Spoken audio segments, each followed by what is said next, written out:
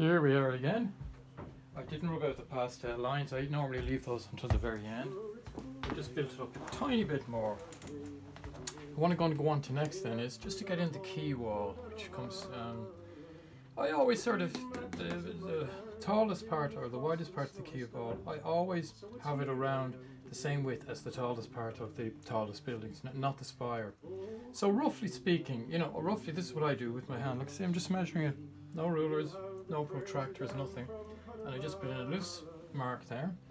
And we aim for the wall to actually disappear, or the key wall to disappear up there. So it's as simple as that. And then the more water you leave down here, the more you'll have of the reflections of the lights, which gives it another lovely composition. Okay, so I'm just going to bring this line, watch me, right across, getting closer to the buildings all the way up there until it disappears, okay?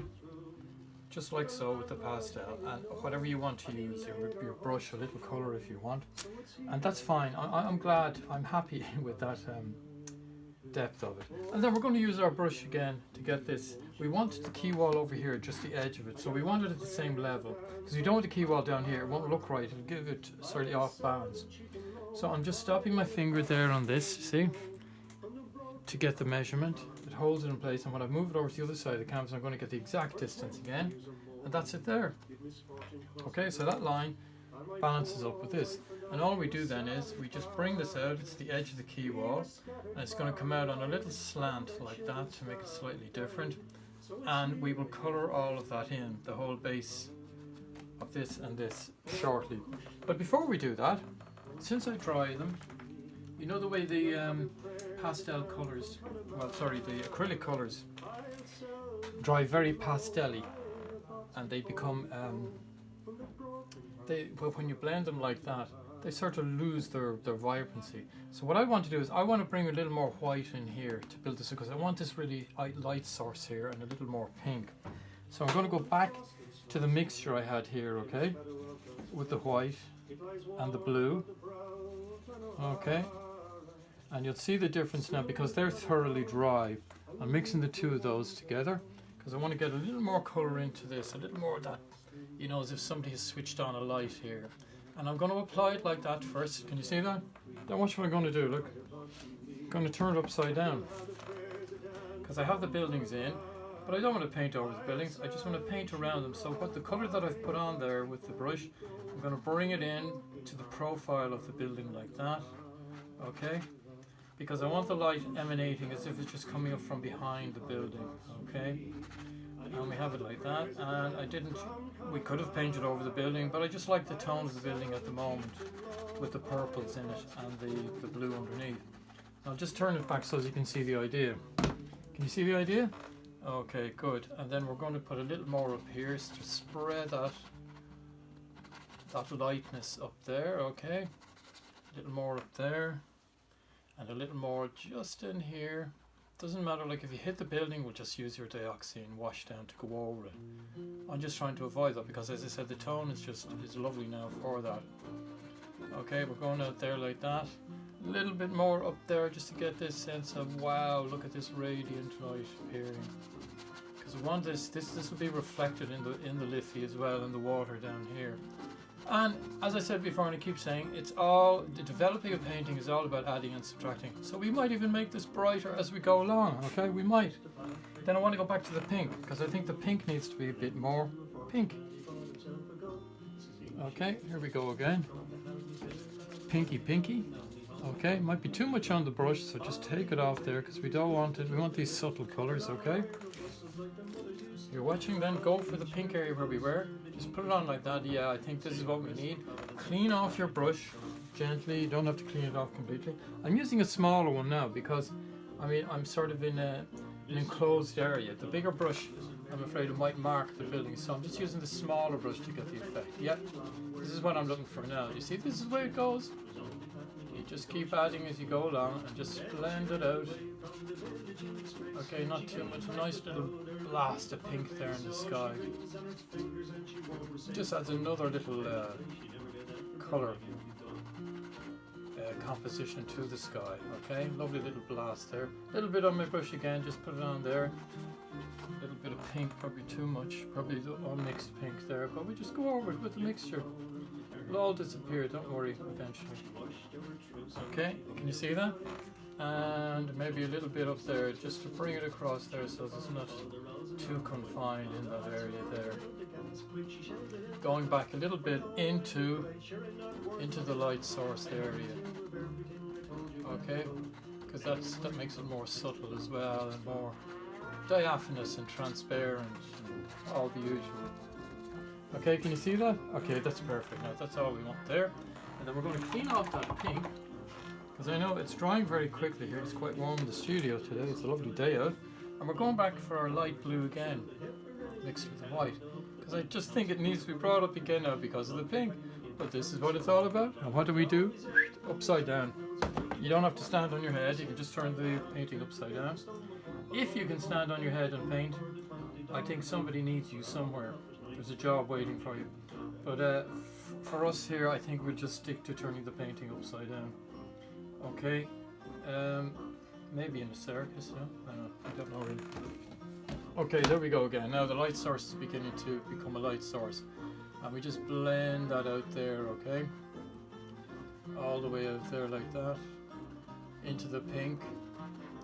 Into the pink as well. Yeah, we're getting that nice blasty colour. And you can only do this because colours affect each other as soon as they're put down. Because the buildings here, when I put them down that colour with the dioxane, it affected the light source area. So this is why we have to brighten them to make them stand out.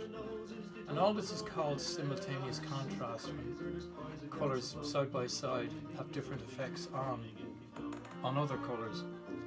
Yeah, I'm happy with that. Okay, that's cool for the moment. We'll leave that. That's all we want there. We want our light source, maybe a little more brightness up there at the top, maybe just where it's going above the pink. That's all. No, that's perfect for the moment, okay? Clean the brush. And you know what we're back to now? We're going to get into key wall, and we're going with a heavier application of the dioxane for the key wall. I'm still using the small brush because I'm happy with that. That's fine. Okay, and we're going to bring it right down here, and you want it deeper than the actual buildings. And you just follow that line loosely that we had marked out for the base of the buildings. All the way across, okay? Can you see that? Going all the way across. Whoop. Just keep that line. It doesn't have to be exact. All the way across. Fair play to you, Brendan. I can hear you there. And the smaller brush is more appropriate because we're getting, see, into a tighter area here, up towards where the key wall disappears into the distance and almost merges with the buildings, okay? But I'll show you now because I'm just showing you an easier way to do this. So we have that there, but what we're going to do is, yep, upside down again. And when I did that, see, I put my thumb onto that, but we can get rid of that. These are the accidents that sometimes happen when you're painting. But I guarantee you, you get used to a lot of accidents. And sometimes these accidents are things that actually make a painting. And then you say to yourself, oh God, how did that happen? How did I do it? But you'll never be able to retrace an accident in a painting. It's almost as if something else happens and is guiding you, and it appears. Now this is a real accident. I'll show you when I turn the painting back up the correct way. What happened? My thumb had some light coloured paint on it, and it hit the canvas with my thumb, and you'll see it. Now I just wanted to get that in there like that. Cool. You see it up there? It's only a tiny bit. I'll get some glue to put on it shortly. And with this one, with this application here, just you notice probably I was doing these horizontal lines, okay? Because I'm following the direction of the key wall. All of these things have significance, okay? It's just I just didn't happen to do that. I didn't paint it down. We have the upstrokes, downstrokes for the buildings, but to give the sense of perspective, we're doing the lines almost horizontally, but they're sort of on a slant. You know what I mean? Like horizontal would be straight across here in the canvas, but they're following the line of the key wall. Okay, now I think we can put another coat on that, but what we'd have to do is we have to dry it, because it won't take, the nature of this paint is it won't take a second coat, and we want to keep those lovely little streaks in it anyway, to give that sense of block work and Okay, we must find out how old the quay was. I mean, if the Halfpenny Bridge is 200 years old, and then 203, 204 years old, quay walls must be older, obviously. Now, we still have to do this. This is where the quay wall juts out on the other side. I'm just running out of that there. Apply another piece of it, the dioxine. It'll probably become one of your favourite colours as well. Now, see the way I'm just building it up there onto it, loading it on. Look, probably a bit too much, because we want it to be quite heavy. We want it to be distinct from the background, okay? But anyway, that'll all happen as soon as we get in the bridge and the other colours. But you'll see the way it's making sense now already to you. Okay, can you see that? He's a great Baron player as well, can you hear that?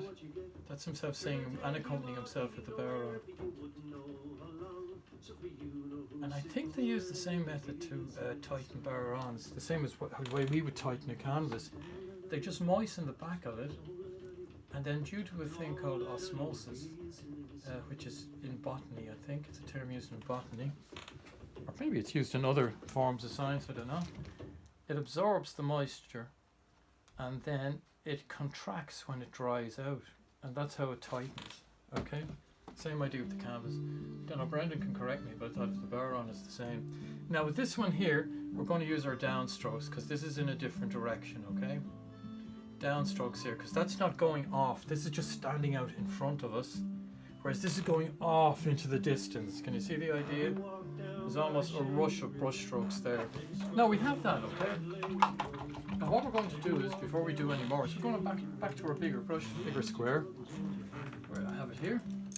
And then we're going back into our light permanent blue with the white, okay? Because we want to start a little bit on the water of the Liffey. And we're going to start adding a little bit of lightness into that. Just so as we can bring the painting on a little bit more. So it's sort of coming, same idea, we're going to put it on like that. Load it on, because the lightness is reflecting up there above us. You see, that's the sky, obviously. And then the lightness will be reflected down here. Okay, it's still wet there, so we don't want to bring out any of this. As I said, now the square flats come in really handy here, because you can get the straight edge with it. Okay, so I just want to get those edges in, and then we bring it down here, and it's going to sort of blend into the blue, okay? You can hear the brushwork there, can't you? Artist at work. When you hear that noise, it's artist at work. Just take off what's on it there, okay? Just the way into the main area. Then bring it down here. There's lots more colours going into this. This is just, as I said, step by step. Okay? Just to bring it down there. Ease it into the light permanent blue underneath. And we might, as we go along, now we're doing horizontal strokes with this, I should say, okay? There's a little bit of that getting in, but doesn't matter. This will absorb it up. We're doing the horizontal strokes here parallel to the top and edge of the canvas, because the water is,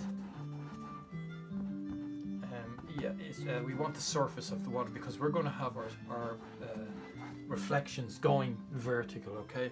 So we want a nice contrast between the surface of the water and the vertical contrast, the vertical reflections of the lamps. Okay, now that's all we need to do, okay, for the moment. We might even end up putting a little more up there again, as you can see, just around this area, because this is the way, what it's all about. You see, oh wow, no, I want to put some more there. I feel it needs more light. I feel, remember those words, I feel. It's not, oh, that doesn't look like that. No, that's more has an edge to it, and it's a triangular top. And no, it's I feel this needs more colour here. I feel. That's the way you paint. You paint by feeling.